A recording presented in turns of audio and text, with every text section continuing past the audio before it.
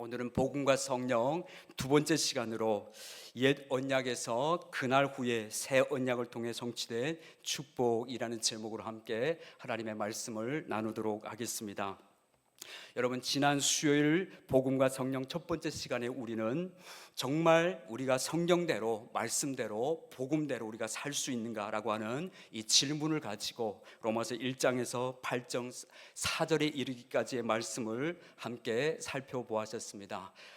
결론적으로 우리의 육신의 힘과 노력으로는 절대 하나님의 말씀대로 복음대로 살 수 없지만 하나님께서 우리에게 보내주신 보혜사 성령님을 통해 우리는 말씀대로 복음대로 살 수 있다는 이 성경에 분명히 전해주고 있는 결론을 우리는 성경에서 들을 수 있습니다. 자, 어떻게 그럼 우리가 말씀대로 복음대로 살 수 있습니까? 로마서 8장 3절과 4절이 우리가 묻는 이 질문에 답을 해주고 있습니다. 로마서 8장 3절 말씀입니다. 율법이 육신으로 말미암아 연약하여 할 수 없는 그것을 하나님은 하시나니 곧 죄로 말미암아 자기 아들을 죄 있는 육신의 모양으로 보내어 육신의 죄를 정하사, 이렇게 말씀합니다. 곧 하나님께서 우리에게 율법이 육신으로 말미암아 연약하여 할 수 없는 그것을 하나님은 하시나니, 사람으로서는 할 수 없는 그것을 하나님은 하시나니, 이것이 성경 전체가 우리에게 증거해주고 있는 복음입니다. 사람으로서는 할 수 없으되 하나님으로서는 다 할 수 있다. 자, 그렇다면 사람으로서 할 수 없는 것을 하나님은 어떻게 하십니까? 곧 죄로 말미암아 자기 아들 예수님을 죄 있는 육신의 모양으로 이 땅에 보내어 우리의 육신의 죄를 정하시고, 로마서 8장 4절에 이어서 이렇게 말합니다. 육신을 따르지 않고 그 영을 따라 행하는 우리에게 율법의 요구가 이루어지게 하려 하심이니라. 더 이상 육신을 따라 행하지 않고 그 영, 성령을 쫓아 행하는 우리에게 그 율법의 요구가 이루어지게 함으로 말미암아 우리가 복음대로 말씀대로 살 수 있다고 말씀해주고 있습니다. 즉 이제는 예수 그리스도의 십자가와 부활의 복음을 믿는 믿음으로 더 이상 육신을 신뢰하고 육신을 따라 행하지 않고 그 영, 성령을 따라 행하는 우리에게 율법의 요구가 이루어지게 하심으로 말미암아 우리가 말씀대로 복음대로 살 수 있게 된다고 성경은 말씀합니다. 할렐루야. 여러분, 우리는 성경대로, 말씀대로, 복음대로 살 수 있습니다.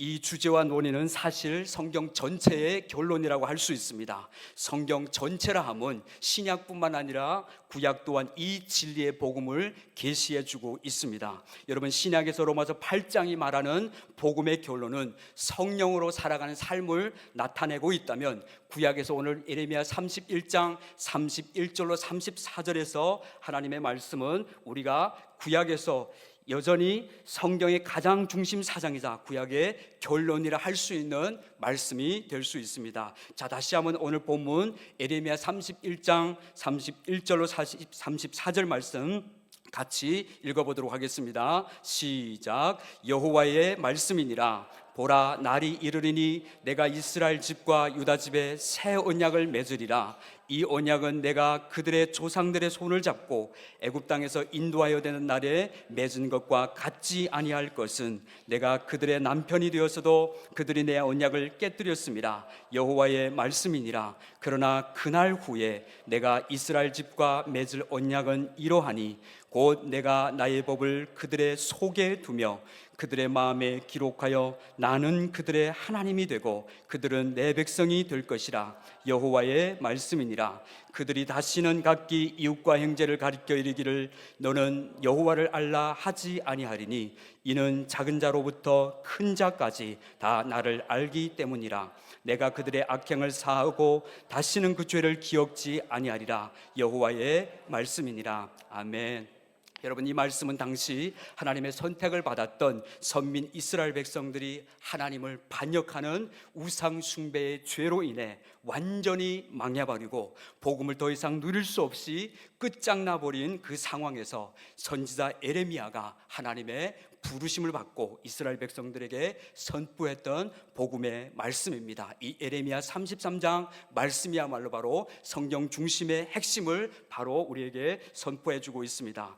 당시 이스라엘 백성들은 눈물의 선지자 예레미야의 간곡한 호소에도 불구하고 돌이켜 죄악에서 이스라엘 백성들은 끝끝내 떠나지 않고 그들의 악행과 존재적 죄성으로 계속 악에 악을 더하여 가다가 결국은 자신들이 저지른 죄값으로 그들의 코에 갈고리에 끼고 쇠사슬에 그들은 꽁꽁 묶여서 비참한 모습으로 바벨론의 포로로 이스라엘 백성들은 끌려가게 되었습니다.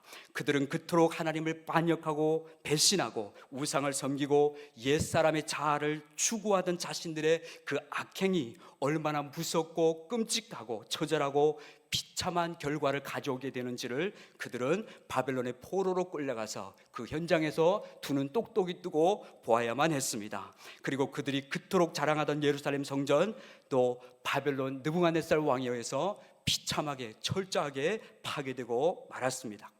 바로 이런 암흑과도 같은 아무런 희망 하나 찾아볼 수 없었던 그 시대에 하나님의 약속과 복음을 믿음으로 바라보며 복음을 선포했던 사람이 바로 눈물의 선지자라고 우리가 알고 있는 예레미야 선지자였습니다. 그의 메시지는 바로 우리는 하나님의 율법을 어긴 죄로 인해 공의의 심판을 받고 끝났다. 이제 우리는 끝장났다. 그러나 하나님은 아직 끝내지 않으셨다. 우리는 끝났지만, 우리는 우리가 망할 짓을 해서 끝이 났지만, 그러나 하나님은 끝내지 않으셨다. 하나님은 진노 중에라도 긍휼을 거두지 않으셨다. 하나님은 때가 되면 옛 언약이 아닌 새 언약을 통해서 새 일을 이루실 것에 대해서 에레미야 선지자를 통해서 선포하고 있습니다. 에레미야 33장 31절 제가 다시 한번 읽겠습니다. 여호와의 말씀이니라. 보라, 날이 이르리니 내가 이스라엘 집과 유다 집에 새 언약을 맺으리라. 하나님은 선지자 예레미야를 통하여 다 망한 이스라엘 백성들에게 다시 희망의 메시지, 복음을 선포해주고 있습니다. 자, 여기서 새 언약이라는 말이 나오는데 이 새 언약이 있기 전에 먼저 이스라엘 백성들에게 무슨 언약이 있었죠?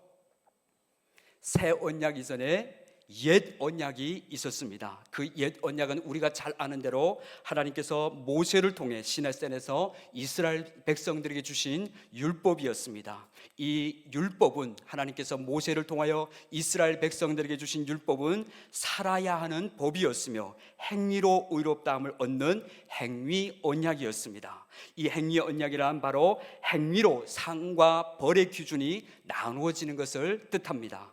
그러나 육체의 행위로는 의로울 것이 하나도 없는 이스라엘은 이 행위 언약을 따라 살 능력이 이스라엘 백성들에게는 없었습니다. 거룩한 율법이 주어졌지만 율법대로 살면 반드시 그 결과로 상을 얻고 하나님 앞에 의롭다함을 얻을 수 있지만, 그러나 이스라엘 백성들은 결코 율법대로 거룩하게 살아낼 능력이, 행위 언약을 지켜낼 능력이 그들에게 없었습니다. 그래서 이 언약을 그들은 일방적으로 깨뜨리고 만 것입니다. 하나님과 언약 관계였던 이스라엘 백성들이 죄를 짓고 율법을 어기고 계약을 파기했기 때문에 율법은 오히려 이제 법을 지키지 않은 그들을 정죄하고 판단하는 기능으로 바뀌고 말았습니다. 그러니까 옛 언약으로는 안 된다고 완전히 실패했습니다. 율법이 육신으로 말미암아 연약하여 이제 할 수 없는 절망에 이스라엘 백성들은 다다르게 되었습니다. 이렇게 이스라엘 역사가 실패의 역사로 마감되었을 그때, 이제 더 이상 소망 없이 이스라엘 백성들이 처박힐 대로 처박혀 소망 없을 때, 그때에 하나님은 예레미야 선지자를 통하여 다시 이스라엘 백성들에게 복음을 선포해 주셨습니다. 보라, 날이 이르리니 그날 후에 내가 끝장난 내 백성 이스라엘과 다시 새 언약을 맺을 것인데 그것은 옛 언약과 같지 아니할 것이라고 하나님께서 말씀하십니다. 여러분, 옛 언약과 새 언약에는 서로 다른 특징이 있습니다. 그 새 언약은 율법의 의가 아닌 바로 복음의 의를 말합니다. 옛 언약에서 율법의 의는 사람의 행위가 요구되었고, 새 언약에서 복음의 의는 믿음이 요구되는 것입니다.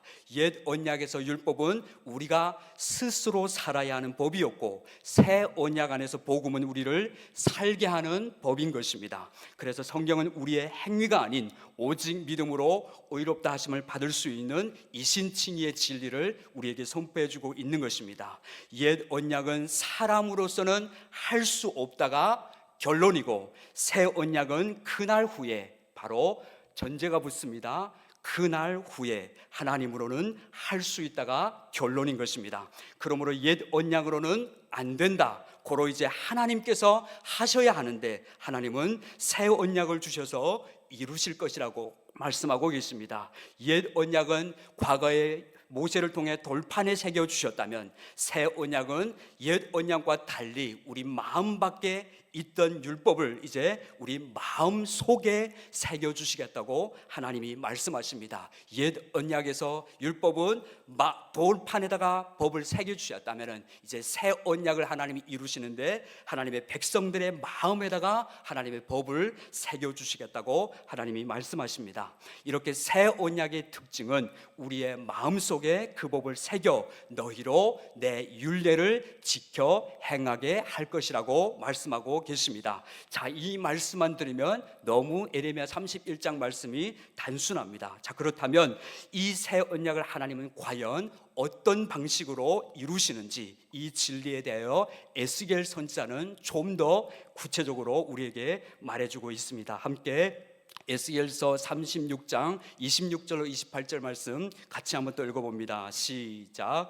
또 새 영을 너희 속에 두고 새 마음을 너희에게 주되 너희 육신에서 굳은 마음을 제거하고 부드러운 마음을 줄 것이며 또 내 영을 너희 속에 두어 너희로 내 율례를 행하게 하리니 너희가 내 규례를 지켜 행할지라. 내가 너희 조상들에게 준 땅에서 너희가 거주하면서 내 백성이 되고 나는 너희 하나님이 되리라. 아멘. 여러분, 예레미야는 망하는 예루살렘에서 눈물로 외쳤던 선지자였다면 에스겔 선지자는 바벨론 포로로 함께 이스라엘 백성들과 끌려가서 하나님의 메시지를 전했던 선지자입니다. 이스라엘 백성들은 바벨론의 포로로 끌려가서도 그곳에서도 여전히 정신을 차리지 못하고 바벨론화 되어가는 소망 없는 마른 뼈와 같은 이스라엘을 향해 하나님은 하나님이 이루실 꿈을 에스겔 선지자를 통해서 선포해 주고 계십니다. 하나님은 예레미야를 통해 말씀하신 새 언약으로 마음에 법을 새기겠다는 이 언약을 어떻게 이루실지 좀 더 구체적으로 에스겔 선지자를 통해서 말씀해 주고 계십니다. 하나님은 마음이 강팍하여 하나님으로부터 떠난 이스라엘 백성들을 다시 새 언약으로 돌이키실 때에 그들에게서 굳은 마음을 제거하고 부드러운 마음을 줄 것이며 새 영, 성령을 부어주실 것에 대해서 약속하고 계십니다. 즉 하나님은 성령을 부어주시겠다고 이스라엘 백성들에게 말씀하십니다. 그래서 하나님의 영, 진리 자체이신 성령님이 우리 마음에 오셔서 우리로 하여금 하나님의 말씀을 따라 살게 하게 하겠다는 약속인 것입니다. 여러분, 에스겔도 죽기까지 꿈꾸며 바란 것이 하나님이 이 영광스러운 성령님에 관한 약속이었고 구약의 선지자들이 한결같이 바라보면서 절망 가운데 희망을 잃지 않고 소망 중에 선지자들이 죽을 수 있었던 것은 바로 하나님께서 성령을 보내주시겠다는 약속 때문이었습니다. 하나님은 다 망한 이스라엘 백성들이 다시 하나님 백성답게 말씀대로 살 수 있는 그런 존재로 새 언약이 이루어지게 하시려고 이 복음을 살아내게 하시는 목적으로 성령님을 보내주실 것에 대해서 약속하셨습니다. 이 놀라운 하나님의 약속은 바로 성령님께서 그날 후에 친히 우리 안에 오셔서 하나님의 복음을 살아내게 하는 주체가 되어지겠다고 주님이 약속해 주신 것입니다. 즉 우리로 복음대로 말씀대로 살 수 있도록 하시려고 내주하시는 성령님을 하나님은 약속해 주신 것입니다. 할렐루야. 이것이 구약에서 새 언약의 중심인 것입니다. 하나님은 그날 이후 보혜사 성령님을 통해 이루실 일들에 대하여 이사야서 32장 13절로 15절에서도 하나님이 말씀해 주고 계십니다. 함께 또 이사야서 32장 13절로 15절 말씀 같이 읽어봅니다. 시작. 내 백성의 땅에 가시와 찔레가 나며 희락의 성읍 기뻐하는 모든 집에 나리니 대저 궁전이 피한바되며 인구 많던 성읍이 적막하며 오벨과 망대가 영원히 구렬이 되며 들나귀들과 즐기는 곳과 양떼의 초장이 되려니와 마침내 위에서부터 영을 우리에게 부어 주시리니 광야가 아름다운 밭이 되며 아름다운 밭을 숲으로 여기게 되리라. 아멘. 하나님의 언약 백성이요 하나님의 신부였던 이름뿐인 이스라엘들이 그들의 죄값으로 성전은 완전히 파괴되고 예루살렘은 폐허가 될 것을 이사야 선지자를 통해서 예언합니다. 이스라엘은 실패하고 다 망해서 끝이 날 것인데 하나님은 다시 이사야 선지자를 통해 절망 중에 다시 복음을 선포해주고 있습니다. 이사야서 32장 15절 말씀입니다. 마침내 위에서부터 영을 부어 주시리니 광야가 아름다운 밭이 되며 아름다운 밭을 숲으로 여기게 되리라. 하나님이 말씀합니다. 다 망해서 소망 없고 아름답고 흠모할 것이 없는 이스라엘이 이제는 심판으로 인하여서 고통 중에 고통받다가 멸망하여야 할 그들에게 하나님은 위로부터 하나님의 영, 성령을 부어 주실 것인데 마침내 여호와께서 성령을 그들에게 부어 주시리니 그러면 광야가 아름다운 밭으로 변화되며 즉 광야처럼 메마르고 완전히 버려진 황폐한 그들의 인생을 아름다운 밭이 되게 할 것이라고 말씀합니다. 그리고 그 아름다운 밭을 숲으로 여기게 되리라는 회복을 하나님은 약속해 주고 계십니다. 광야는 아름다운 밭으로 밭은 숲으로 여기게 되리라. 여러분, 이 일은 무엇으로 가능하게 된단 말입니까? 어떻게 광야 같은 그것을 광야를 아름다운 밭으로 그 밭은 숲으로 변해갈 수 있단 말입니까? 바로 하나님이 그날 이후 마침내 부어주실 위로부터 부어주실 성령으로 그렇게 된다고 성경은 말씀해주고 있습니다. 그래서 구약의 모든 선지자들은 우리는 실패했으나 하나님이 그날 후에 보내시는 보혜사 성령으로 이 놀라운 복음을 살아내게 하신다는 약속을 선지자들은 바라보고 죽었습니다. 육신이 연약하여 할 수 없는 그것을 하나님은 하시는데 바로 우리 안에 성령님을 보내주셔서 이제는 우리가 주체가 아니라 육신이 주체가 아니라 성령님이 주체가 되어서 복음을 살아내게 하시겠다는 약속을 선지자들은 바라보았습니다. 구약에서 선지자들이 꿈꾼 복이 있습니다. 요엘 선지자가 꿈꾼 복이 있습니다. 요엘서 2장 28절로 29절 요엘 선지자도 성령이 오시면 일어날 그 하나님의 역사에 대해서 그는 하나님의 예언을 선포해 주고 있습니다. 함께 우리 요엘서 2장 28절로 29절 말씀 같이 또 읽겠습니다. 그 후에 내가 내 영을 만민에게 부어 주리니 너희 자녀들이 장래일을 말할 것이며 너희 늙은이는 꿈을 꾸며 너희 젊은이는 이상을 볼 것이며 그때 내가 또 내 영을 남종과 여종에게 부어줄 것이며 하나님께서 요엘 선지자를 통해서 마지막 날에 내가 내 남종과 여종에게 영을 성령을 물붓듯 부어주리라고 약속해주고 계십니다. 사도행전 2장에서 오순절날 요엘 선지자의 이 예언을 적용한 베드로의 설교를 통해 하나님은 우리에게 요엘이 꿈꾸던 그 꿈이 무엇인지를 보여주셨습니다.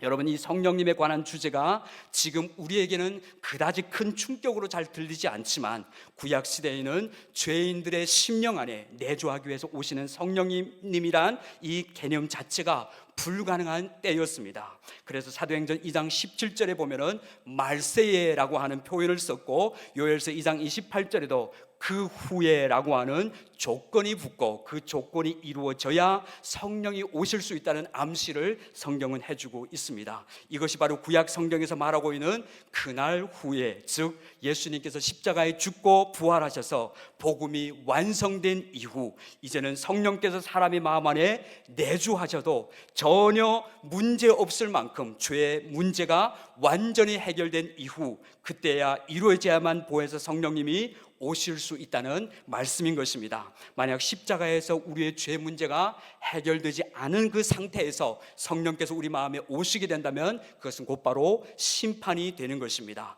구약에서 성전의 지상소로 나가는 것만 해도 사람들이 제사장을 통해 지성소로 나가는 것만 해도 대지상 없이는 나갈 수가 없었습니다. 어떻게 거룩하신 하나님이 그것도 우리 옆에 아니라 이스라엘 백성들이 옆에 있는 정도가 아니라 그 이스라엘 백성들의 마음에 내주하셔서 직접 들어오실 수 있다는 말입니까? 이렇게 개념 자체가 어렵고 선지자들의 상상력이 미칠 수 없는 이 이야기를 하나님께서 새 언약이라고 성경에서 말씀하는 것입니다. 이스라엘 백성들은 옛 언약으로 인해서 실패했지만 하나님은 다시 그날 이후 십자가와 부활의 복음을 통해서 복음이 다 완성된 이후 새 언약을 통해서 하나님이 이루실 그 역사에 대해서 하나님이 말씀해 주고 있는 것입니다. 보라, 날이 이르리니 그날 후에 말세에 이렇게 하나님은 철저히 어떤 때가 이루어진 것을 이제는 성령님의 내주하심으로 하나님의 자녀로서의 합당한 삶을 살게 하실 것을 하나님이 약속해 주고 계시는 것입니다. 이것이 구약의 선지자들이 한결같이 꿈꾸며 바라보았던 하나님의 새 언약, 즉 복음과 성령에 관한 약속이었습니다. 하나님은 끊임없이 구약에서 오실 예수 그리스도에 대해만 예언한 것뿐만 아니라 하나님은 선지자들 통하여서 그 복음을 주셔서 복음대로 살 수 없다면 우리에게 더 이상 복음이 될 수 없는 것을 잘 아시는 하나님께서 복음을 약속하셨을 뿐만 아니라 예수 그리스도의 십자가와 부활을 통해 복음이 다 완성된 그날 그 이후에는 하나님이 약속하신 성령을 우리에게 보내주셔서 우리로 하여금 성령 안에서 복음을 살아내게 하겠다고 하나님이 약속해 주고 계시는 것입니다. 그래서 성경은 하나님께서 우리에게 성령님을 보내주시는 유일한 목적은 바로 복음을 살아내기 위한 목적으로 성령을 보내주시는 것입니다. 그런데 오늘 현대교회 안에 어떤 사람들은 이 성령님에 관한 진리를 오해하고 있습니다. 성령하면 그저 성령의 능력, 성령의 은사, 체험, 입신, 환상, 기적, 느낌 이런 것들에 온통 관심을 기울이고 있는 사람들이 있습니다. 여러분, 성령님이 역사하시면 지금도 이런 일들이 얼마든지 일어날 수 있습니다. 기적이 일어나고 입신하고 체험하고 은사받고 능력 경험할 수 있습니다. 그러나 여러분, 성령님이 역사하시면은 이런 현상적인 표면만 아니라 정작 성령님이 오신 가장 중요한 본질적인 복음을 살아내게 하는 것에서 만약 초점을 흐르게 한다면은 성령의 은사도 체험하고 능력도 체험하고 병 고침도 체험했지만은 그러나 성령께서 오신 가장 본질적인 핵심을 놓쳐버리게 된다면은 곧바로 우리는 잘못된 신앙에 얼마든지 빠질 수 있게 되는 것입니다. 그러므로 우리는 하나님께서 우리에게 약속하신 보혜사 성령님을 보내주신 진짜 목적을 본질에서 벗어나게 하는 사단의 속임에 속지 말아야 합니다. 여러분, 사단은 항상 중요한 본질을 보지 못하게 합니다. 사단은 정말 성도들이 바라봐야 할 진정한 본질은 잘 보지 못하게 합니다. 지금도 사단이 하는 일은 바로 본질을 왜곡하게 하는 이 일을 사단이 하고 있는 것입니다. 그러므로 성령님에 관한 주제를 논할 때 복음 없이 성령을 나눈다는 것은 불가능한 것입니다. 그래서 주제가 복음과 성령입니다. 이 관계가 잘 이해되어지지 않는다면 그냥 성령의 어떤 나타나는 현상에 빠지게 된다면 우리 신앙이 한쪽으로 치우치고 또 잘못된 신앙에 얼마든지 빠질 수 있다는 말씀인 것입니다. 성령님이 우리에게 내주하시고 오시는 목적은 바로 예수 그리스도가 십자가에서 다 이뤄놓으신 그 복음을 우리로 하여금 살아내게 하기 위하여 돕는 이로서 보혜사로서 우리 안에 내주하시는 것입니다. 여러분, 예수 그리스도의 십자가와 부활의 복음 없이 성령을 말하는 것은 궁금해하지도 말고 유혹받지도 말고 아무런 관심을 갖지 마시기 바랍니다. 구약의 모든 선지자들이 꿈꾸어온 복, 성령이 오신 목적은 철저하게 우리에게 복음을 살아내기 위함이었던 것입니다. 그리고 진리의 성령님은 우리를 가르치는 정도가 아니라 진리의 성령이 오시면 우리를 진리 가운데로 가르친다고 말씀하셨는데 성령님은 우리를 가르치는 정도가 아니라 우리 안에 내주하셔서 영원히 우리와 함께 하시며 우리의 모든 걸음을 인도하시고 보호하시고 감동하시고 교통하시고 또 때로는 책망하셔서라도 어떻게든 우리가 하나님의 말씀대로 복음대로 살 수 있도록 이끌어 주시는 분이 바로 성령님이십니다. 그러므로 성령님 없이는 복음을 살아낼 수가 없습니다.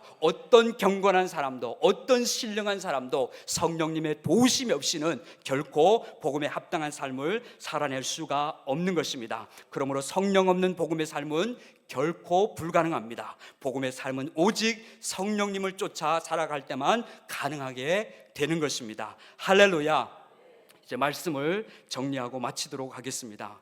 여러분, 우리에게 하나님께서 독생자 아들까지도 아끼지 아니하시고 내어 주신 하나님께서 우리를 위해 조치해 놓으신 가장 복음 안에서의 완벽한 조치는 바로 복음을 살아내게 하기 위하여 성령님을 우리에게 보내주셨습니다. 하나님은 우리의 연약함을 누구보다 잘 아십니다. 복음을 주어도, 십자가가 있어도, 부활의 능력이 우리 앞에 있어도, 옛사람이 이미 끝났어도 만약 성령의 도우심이 없이는 우리가 안 된다는 것을 누구보다 하나님께서 잘 아시기 때문에 삼위 하나님 중에 한 위이신 성령님께를 우리에게 보내주셔서 우리로 하여금 성령으로 말미암아 예수를 주로 고백하게 하고, 성령으로 우리를 거듭나게 하시고, 성령이 도우시는 은혜 속에서 우리로 하여금 복음의 삶을 살아내게 하시는 목적으로 성령님을 보내주신 것입니다. 그러므로 성령은 어떤 능력을 받아서 우리가 그 능력을 어떻게 휘두르라고 성령님을 보내주시는 것이 아니라 바로 복음에 합당한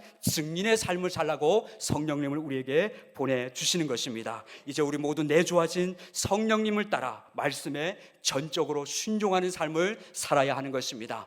믿음의 사람은 성령이 가자면 가고 서자면 서는 사람이 바로 순종의 사람인 것입니다. 하나님이 보고 싶은 사람은 십자가에서 나의 옛사람은 죽었고 이제는 내 안에 예수 그리스도께서 사신다는 이 진리를 그냥 이론뿐만 아니라 이제 성령님께 사로잡혀서 이 복음을 살아내는 삶을 살기를 하나님은 원하고 계십니다. 이제 우리 모두 끝까지 우리의 믿음의 경주는 어느 한 지점에서 끝이 나는 것이 아니라 우리의 믿음의 경주는 믿음에서 믿음으로 하나님 나라에 이르는 그날이 오기까지, 우리 모두 예수님 앞에 서게 될 그날이 오기까지 오래전 옛 선지자들 꿈꾸던 그 복을 우리 모두 마음껏 누려야 합니다. 과거의 옛 선지자들은 바라만 보았습니다. 그날 이후에 십자가와 부활의 복음을 통해서 다 복음이 완성된 이후라야 성령님이 오실 것을 선지자들은 그냥 멀리서 바라만 보았습니다. 그리고 그 성령님의 실체는 오순절 교회에 강림하셨고 그 성령이 지금도 교회 가운데 역사하심으로 말미암아 구원의 복음이 선포되게 하여 주시고, 하나님은 끊임없이 믿음의 사람들을 구원해 가시는 역사를 성령의 능력을 통하여 이루어가고 계시는 것입니다. 그러므로 우리 모두 옛 선지자들 누리던 그 꿈꾸던 그 복을 우리 모두 누려야 합니다. 성령님이 우리 안에 함께 하십니다. 느낌도 아닌 감정도 아닌 성령님은 우리 안에 이 십자가의 부활의 복음을 살아내게 하시려고 우리 안에 함께 하십니다. 이제 성령님을 의지하고 갈라디아서 5장 16절 17절 말씀에 그런즉 너희는 성령을 따라 행하라. 그리하면 육체의 욕심을, 육체의 소욕을 이루지 아니하리라. 육체의 소욕은 성령을 거스리고 성령의 소욕은 육체를 거스리나니 이 둘이 서로 대적함으로 말미암아 너희가 원하는 것을 하지 못하게 하려 함이라고 말씀합니다. 그리고 갈라디아서 5장 24절에서까지 이르기까지 22절로 23절에 오직 성령의 열매는 사랑과 희락과 화평과 오래 참음과 자비와 양성과 충성과 온유와 절제니 이 같은 것을 금지할 법이 없느니라. 24절에 그리스도 예수의 사람들은 육체와 함께 그 종과의 욕심을 십자가에 못 박았느니라. 이제 십자가에 못 박힌 사람은 성령님의 인도하심을 따라 순종하게 되는 것입니다. 한 걸음 한 걸음 순종하여 가다 보면은 이 복음이 얼마나 능력인지를 우리는 비로소 경험하게 되는 것입니다. 사도 바울은 로마서 1장 16절에서 선포합니다. 내가 이 복음을 부끄러워하지 아니하노니 이 복음은 모든 믿는 자에게 구원을 주시는 하나님의 능력이라고 선포합니다.